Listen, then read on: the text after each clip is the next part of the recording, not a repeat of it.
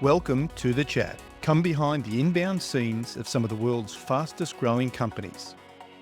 For the past 10 years as Chatmetrics, we've had an exclusive inside view of how these industry leaders are revolutionising inbound marketing and sales across diverse sectors. Each week, we bring you conversations with top minds in marketing and sales who share insider secrets and strategies for driving inbound success. Join us on The Chat, your front row seat to the future of inbound.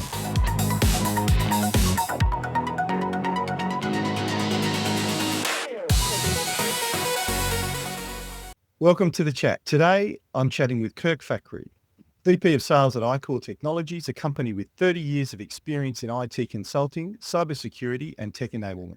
What I love about Kirk is how direct and honest he is. He's lived through the evolution of sales, from Rolodexes and cold calls to AI prospecting tools that overpromise and underdeliver.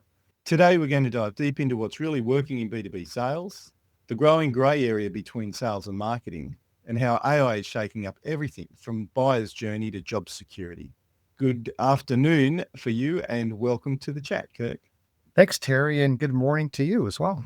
It's just before we kick off, you made a comment then with regards to your lighting. It's something that I thought you'd be all over. It looks like you're a bit of a movie star. I've seen the wonderful YouTube production you did earlier on in your career. How did that all come about? Well, you dug deep on that. So it was a startup I was involved with. It was back in the days of BlackBerry technology, which it's only a distant memory at this point. But my startup at the time had a tool to charge back attorney hours and expenses as they used their BlackBerries to talk to their clients. So we made kind of a funny spoof on that. And it was simply connected to like a Cape Cod vacation with my family. So low production quality. My daughter produced, edited, shot it, and the rest of us just kind of stepped our way through it. It was a lot of fun. It looked like a lot of fun. I actually really enjoyed it. It was one of those things that I watched all the way through. I didn't just get a glance and go, okay, I get it. It was quite good. I enjoyed it. Thank you. Thank you for that. When we were chatting last time, you mentioned that your current marketing team is running outbound plays, even hiring an outsourced SDR. That's traditionally a sales move. What's your take on this shift? I'm actually very comfortable with it. I wouldn't have envisioned this being a thing even a few years ago. My traditional kind of view, which I think is probably old-fashioned and outdated now, is that marketing was responsible for content, SEO, basically creating messaging that sales could carry forward. And traditionally in my career, I've used SDR, BDR, whatever you want to call them, whether insourced or outsourced, and that's been the driver for appointment setting. What's different now, I think, is that the tech stack of marketing and sales are almost interchangeable at this point. So for a marketing organization that's tasked with generating more top of funnel leads, they're much more willing to kind of tap into this area that traditionally had been more of like a down sales motion. I think the tricky thing is getting it right, because marketing has credibility in a way that sales doesn't always have credibility. So I have to be careful to not overstep and kind of lose the credibility of all that careful messaging and content they've created by being too aggressive in terms of trying to convert useful content delivered in a way that's helpful to more of like a crass SDR motion. And let's dig into that a little bit more. I'm running, and it'll be finished by the time this is published, but I'm actually running a webinar next week talking about how the best sales leads delivered by marketing actually start with sales. And by that, I mean that it's the marketing bring the attention of the buyer. They get the attention of the buyer. And in my mind, marketing are the ones that are almost like the billboard and have a phone number on there and say, call here, call now. And whether that's get to the website or make a phone call. But once there's a two-way conversation and we're actually backwards and forwards with the customer, I think that's much more nuanced than traditional marketing has been, as you've said, with the credible information. It's a lot easier.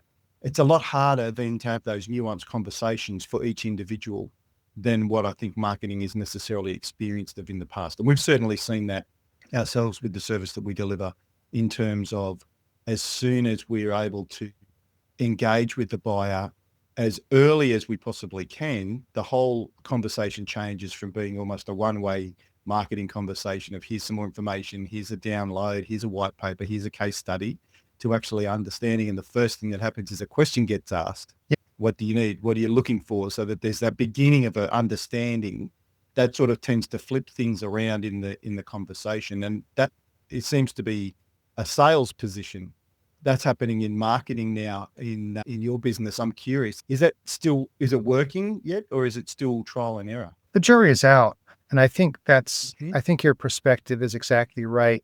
When it goes from some useful content, whether it's a downloadable white paper or a little piece of video or 10 best practices for X, Y, or Z, it's if there's a reciprocal move by what I'm going to call the prospect at this point, because these aren't really prospects yet. If I think of marketing, I think your billboard analogy is correct, and it's how I've always viewed it. But there seems to be a temptation now, maybe just in my organization, but I think probably more broadly, to blur the lines. And so what we're doing, and it's still early, is more of an account-based approach. So we have developed like our own ideal client profile and buyer persona. We know what we're best at, what we should stay away from. And traditionally, like an SDR would be taking this forward and trying to get those meetings teed up. We still do that, although we outsource it at this point. But marketing does seem to be, for whatever reason, collaborating or trying to stuff the top of the funnel in a way that perhaps is outside the traditional comfort zone of a marketing organization. Which personally I think is excellent. One of the things that we find is that when we move into supporting an organization with our service, often there's a huge friction point Mm. or a gap between sales and marketing. It's like, okay, our job's finished now, marketing says, and sales says, your job's finished now. We'll take it from here, leave it with us. It's like, stay out of my turf. This is what I'm looking after. That's what you look after. The boundaries seem to be very clear in terms of a marketing qualified lead handed over to sales. Now that's for you to look after. And there's the general to and fro of, the leads aren't good enough. You're not giving us enough leads. Then it's like sales aren't following them up quickly enough, or they're not following them up at all, et cetera, et cetera. So what we've found is that when you can bring that sales conversation into marketing, Mhm. often it actually removes those silos and breaks down those walls, because you've got the two then almost completely entwined Yeah. without that natural wall of handover. And so I'm very interested to see how the outcome is. Jury's out. I get it. I know it is only early days for you, but it certainly is an approach that I think has been driven somewhat by the fact that the tools that are available now feel much more web tech type tools with, the AI to SDR component, even though it's doing the function of a salesperson. Yeah. So I think that's probably driving that behavior, and certainly anyone in the marketing realm that's using those tools to effectively, bring traffic to a website. I guess when it's all said and done, booking meetings for sales is the ultimate endpoint for most marketers. The further you can get that down the funnel away from the MQL component, then the better. Kirk, take us back just for a moment. You've gone from English major to tech sales exec. What's been the constant thread across all of that? Well, I'd still use English, still a skill that has value, or any language. I know I came from the English and then later the customer service and operations side into sales reluctantly. The through line, I think, is that the same skills I use to write, to read, write, to process information, and again, I sort of assume because there's also listening, which is not what all English majors do best. I've had to kind of learn the listening skills and add those to like the processing skills and the communication skills. And what it's come, how I approach it at this point is with curiosity. If you aren't curious, and I think that probably is something the English majors are, then you're not going to be successful listening and reacting to what you're hearing from colleague, boss, underling, prospect. Those skills translate, I think, pretty well. I'm not sure if that quite answers your question, but that's my reaction to it. Of course, of course. And I think that from a sales perspective, in reality, any effective communication for any human being, but particularly in a sales perspective, I was taught very, very early on when I was in my sales career, two ears, one mouth. The listening component is where the real gold is in our conversations, particularly from a customer perspective. You've led ICorps now through some pretty big changes. Yeah. What does sales leadership actually look like today inside a 70-person IT consultancy? It really has changed. When I joined a bit more than 7 years ago, it was all about scaling up the sales organization, getting regional sales managers put into as many locations as we could reasonably cover with our kind of more white glove approach. So we would think about growth in terms of bodies, which would then translate to more sales and more territory and growth in that perspective. That's no longer how we think about it. And what happened as a result of the pandemic, among many other things, is that our clients became very comfortable with communicating over Teams or Zoom or Google Meet, whatever the mechanism is, to the point that it's no longer important or even particularly helpful to have regional sales managers as a paradigm. So that's one thing. And we've shifted more from like trying to process. Okay, we always want leads, right? That's been a constant throughout. But initially, we were more about putting people in place in New York and Philadelphia and Washington and Chicago and South Florida in order to kind of harvest what could be gathered from referrals or inbound.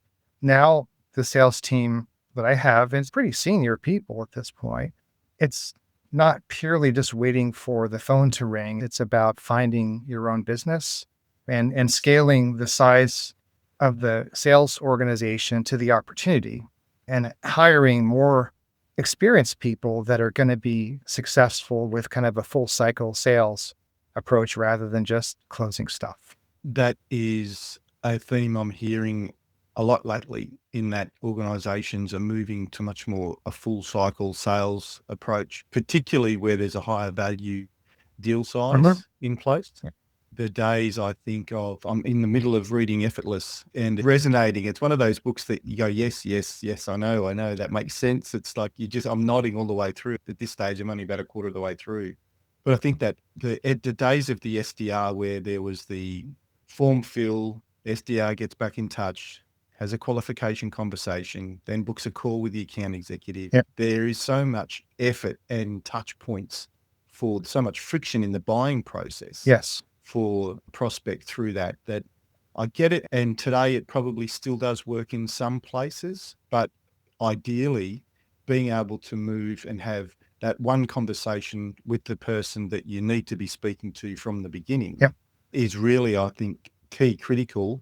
It's taking friction out of the buying process. I know I've said that twice now, but the number of times that we've seen results jump when you've got the same number of leads coming through, but the difference is instead of being able to have that conversation up front and book straight to a meeting, as opposed to form fill, SDRs trying to get back in touch. Yeah. It just seems like there's the gap is it's not just friction, but friction, I guess, turns into things like speed to lead. A competitor will beat you to the punch. Distraction. It's not a burning issue and they get distracted with something else and move away. So don't worry about taking the SDR's calls when they come back. Yep. But the conversion from that initial interest and inquiry, when somebody is actually solidly interested enough to hand their contact details over, which these days means that they're like 70, 80% of the way through their buying process. Right. You know, if you miss it at that point, then there's a good chance you'll just miss it altogether. I totally agree. And we've done little things on the edges. Like we've always had a way to book a meeting from a contact form to be able to schedule time with the pool of available account executives. That's always been a thing, but we now kind of make that front and center, right? We've gone from making that an option to being the suggestion, buy now, not buy now, but like talk now. Don't have any, like, don't wait for any kind of middle conversation. If you, as you said, Terry, if they're already providing details, they've already done their research and they've already made some decisions about whether they want to talk to you. So why not just remove any possible friction and make it really easy for them to do that? You, in terms of the team that you've got now, and you mentioned before that you're outsourcing as well, what has worked for you? And second question, based on our last conversation, for how long? Yeah, so I've been here about 7.5 years, and my first inclination was to do what I've always done, which is to bring in an SDR and have them set appointments. And to be frank, a lot of our best leads come from referrals. So we're talking about at the edges here, not like the main Yeah. strategy. So we tried that and we didn't hire, how do I put this, economized on the position. And the person that took it was someone that had done college and then selling life insurance over the phone. And that wasn't the right thing to do because the people that we sell to are all senior executives. So that was an early mistake on my part coming from the SaaS world. We went right to outsource and we tried numerous things, many of which worked for a period of time. And I was early into machine learning because I came from tech. Like I'm not an IT person training. So the machine learning stuff I found interesting right away. I'd been involved with expert systems earlier in my career. So this idea that we could use technology to leverage our ICP and reach out to lots of people at the same time was extremely attractive to me. So we pivoted from the SDR to an outbound only email first kind of company that did use some machine learning to make intelligent outreaches. And this is 2016 or 17. So it seemed pretty cool at the time and it positioned themselves as an AI company. And they were more like ML, but it seemed to work. And for a while, we were getting a fair number of meetings from this source. And it sort of dried up after the course of about a year. So we kind of a full stack SDR organization that did the calls and the social and the email, and that worked for a while. So we bounced back and forth. I wish I could tell you that any of this was a home run, but it was a series of experiments, many of which worked well for a period of time and some never worked at all.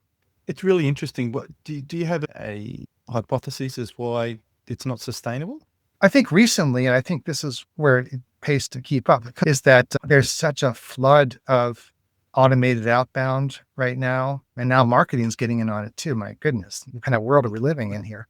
It doesn't come across as authentic. It never did, but at least it was targeted. And if not personalized, it was customized. So if you were like fishing with a wide net, you would occasionally catch a fish. And if you had enough kind of nets out there, you can catch a lot of fish. That doesn't work at all anymore. It hasn't for some time. It works less well every day. So we've gone from using technology as kind of our leading edge for outbound to really being quite shy about it at this point and the company we outsource with right now, which has been somewhat successful and it's still early days for them, they start with by deeply cleansing a small number of accounts. So they start like 2,000 accounts in our case, Greater Boston was our experiment. And they get that data to like 99%, or that's what they say.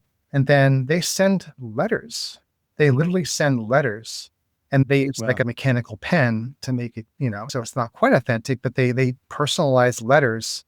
And that's kind of their air campaign. And then they follow up with calls and they're very reluctant to use email at all. So I think it's actually quite good. And one of the fun things is that they record all of their calls. I'm not sure that's legal, but it's what they do. I'm not going to call them out for it. So like when we get a lead from them, we can listen into the conversation. And my senior colleague that has been here 15 years that works with me, he listened in on a call that we're having next Thursday. And he's like, wow, this guy seems to really know what he's talking about. So it's kind of getting the best of both worlds. We're getting someone that understands our business well enough, but has the skills and the infrastructure around him, in this case, him, to really go as deep with a prospect as an SDR could that we were paying directly. Very interesting. Very interesting. The fact that they're not using emails is, in my mind, I do have a bit of a hypothesis about why the environment's changing, I think, as far as outbound's Yeah. concerned. And the fact that they're not using email, I think that is one component of it. The email providers are making it so difficult to try and land in that primary inbox.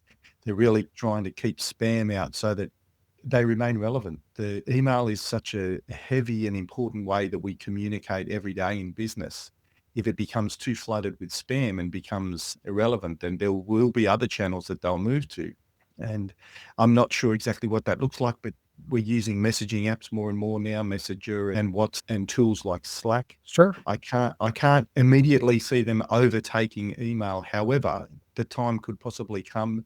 I was involved in the community, man, about a year ago. I heard somebody float the idea around of a cold FaceTime call. Oh my goodness. That's you talk about invading people's privacy and that sort of taking things to the next level. I also think that there's a second component to it, and that is that when you're doing the messaging in outbound, particularly in emails, you'll find something that works, and then someone will tell somebody about it, and then some guru in some group somewhere will tout that this is what's working great now, and then everybody starts doing the same thing and it doesn't work as much. And so generally these things seem to have about a life cycle. I mean, there's always the human psychology component that certain type of messaging and the size of messaging works. But I think when you find a small framework that's working for you, even though it's personalized and relevant, but a certain framework that's working for you, if it sneaks out there and then everybody starts doing it, it doesn't look different anymore, and you just disappear into the quagmire of everybody else doing it. So I think that's what those two factors are having an effect on success at the moment. You said that 70 to 75% of your business is referral driven. Is that a problem? Yes. That's what we're trying to solve for. It's not Why? not a strategy. It's the reality. I mean, we're good at what we do. Like, we are one of those kind of top tier providers of security advisory, IT services. So we have a reputation, and marketing, as you pointed out, is the billboard and the communicator of that value. So we do see inbound working a little in terms of that, but the trust of having a referral, we, at least in our business, and we sell to small to medium businesses, we sell to the business owner, to the CFO, to the chief of staff. That's who we talk to. So those folks, they don't necessarily like want to get a lot of email from an SDR, nor do they want to get like banned on their LinkedIn profiles. They don't necessarily want to get a lot of phone calls. So I think that is a problem. I think, and not to go back to our current outsource provider, but I think they're pretty good at using the phone, not just to reach people, but I can tell you that when I get calls, I rarely answer them. But ultimately, if someone leaves a message, which I prefer that they do, then I get like an email, and I can scan it to see whether I care. Or maybe I listen if I'm really bored, if I'm not usually very bored. And tone of voice then matters. So I think the phone is still the best instrument for outbound, but the reality of our business is that most of our most reliable prospects come from either a client referral or an employee refer. That's just the reality of our business right now. So have you ever had a time where those referrals have started to dry up, or they've dipped down and it's been, a bit of a dry patch there? Or they go to people that have left the company, for instance? Well, we're pretty good about that. We have a lot of the people that work at ICorps have been working at ICorps for their entire career. So that's less of an issue. And people that leave, they still send us referrals, which is cool. What it has changed, Terry, is that it's no longer a slam dunk. It used to be, if somebody was referred to ICorps, it was better than even that we were going to end up with a very nice deal and a new client. Now those still end up being RFPs like an incredible amount of the time. It's quite thrilling to me that, we're in one now where and it's fair because people can have referrals to more than one company, right? So it's no longer a kind of like people are less concerned about doing what's easy and more concerned with doing what's right. That has to do with more stakeholders, more accountability. So less good old boys network and do more due diligence. So it's wonderful to have these opportunities, but they're no longer slam dunks. Do you get a sense that the PE firms and leadership are missing something when they think referrals equals healthy pipeline? That's a really interesting question that I would have to think about. I think referrals are still golden. They're just not going to guarantee you anything. At this point, it's more like the front door is open, right? So if you're going to like somehow try to calculate your on investment on number of referrals, I think you probably have to throw some more math at that and just realize that what used to be maybe a 50-50 proposition is maybe still now, maybe it's 1 in 4, just to throw some numbers at. I think it's still what you want, but it's not going to be as much of a guarantee of success as it had been previously. You said something that hit me last time we were chatting. You can only go so far when the founder is your boss and has done it that way for 30 years. Yeah. That's fair. We can do. I think a lot of people listening just yelled yes Yeah. in their car when I said that. Can you expand on that? I can, and I've come to peace with this, but it was initially very frustrating because I've always been, prior to my current role, which I love, a disruptor kind of person, one that came in with a lot of energy and ideas and was given rope to hang myself with, and that was fine. Like that, if I'm not successful, that's on me, right? It's an adjustment for me to be coming into a successful, steady business that's grown purely organically for 30 years. That's been an adjustment because I came in guns blazing, and what I've realized is that I can be a difference maker at the edge, but it's more requiring me to be more, not a political operator, but more working inside the business to make change rather than demanding it or kind of leading change. It's been much more, there's been a lot more of internal politics than I would have expected. Now, these aren't bad politics, and it's made me grow up a little bit because I've always kind of had my way. I mean, again, give me the rope, let me hang myself. Now it's like I'm not fighting inertia exactly, but I'm having to kind of understand what my lane is and convince not just my boss, the CEO founder, but others that to come along with me if I have an idea, and also to take the feedback if they think it's a bad idea or going too fast. So that's been That's an insightful self-reflection. I think your background and career in terms of the newer businesses, the startup businesses, sales is king. Revenue and cash flow is virtually, the lifeblood of those organizations. It's not the only thing that matters, but it has such a enormous impact. There is so much power in those roles that I can imagine that in a very well-established business that is far from failing or far from flailing around in the market, not sure what to do, requiring a leader to come in. It's a much more nuanced approach in terms of it's already got most of their stuff right. Here's some areas that need to be tweaked. So interesting observation and self-reflection. I think it's one of those, people talk about emotional intelligence. I think it's one of those things where you come in expecting one thing and then find that something different. The work around that is a credit to you for sure. Well, you're kind to say that. I guess, I'm a certain age. I'm kind of a mid to late career professional, and I'm kind of learning new tricks at this part of my career. I wasn't expecting to be adjusting kind of my strategy. Certainly on the technology side, of course, you have to evolve or die. But in terms of having to be more nuanced inside the business has been an adjustment for me. Well, kudos to you, because it's that self-change and self-awareness that I think is one of the hardest things for all of us to do. I know I've had a couple of times through my career where I've struggled with it for sure. Exactly. Kirk, this is brilliant. Where can people find you or learn more about the work you're doing at ICorps? And we will include, obviously, all of the relevant links below. Sure. I might even put a link to that YouTube video, the BlackBerry one. I love that. Oh, thank you for saying that. It's a true joy. On LinkedIn, which is, I don't go on lots of social channels, but I'm on LinkedIn. So it's LinkedIn. We'll put the link in. That's fine. LinkedIn / we'll put the Fackre, link my in. last name. In terms of ICorps, it's spelled with the S, so ICorps.com. Yep. Are the two best ways to get a hold of me. I'm a zero inbox person, which is why that GVET earworm is so annoying. It's constantly popping up in my inbox. I think that you mentioned before you're a zero inbox. I'm zero inbox as well. Right. And anything that comes in like that annoys me like crazy. So, all right. Thanks, Kirk. Look, if you're listening to this and you feel like your own pipeline feels a little shaky, maybe it's time to ask the hard question. Are you building trust with your buyers early enough, or are they already gone before your first touch? Kirk, thank you very much for joining us on the chat today, and I hope to speak to you again soon. Thank you, Terry. It's been a pleasure. Thank you for the opportunity. Have a great day.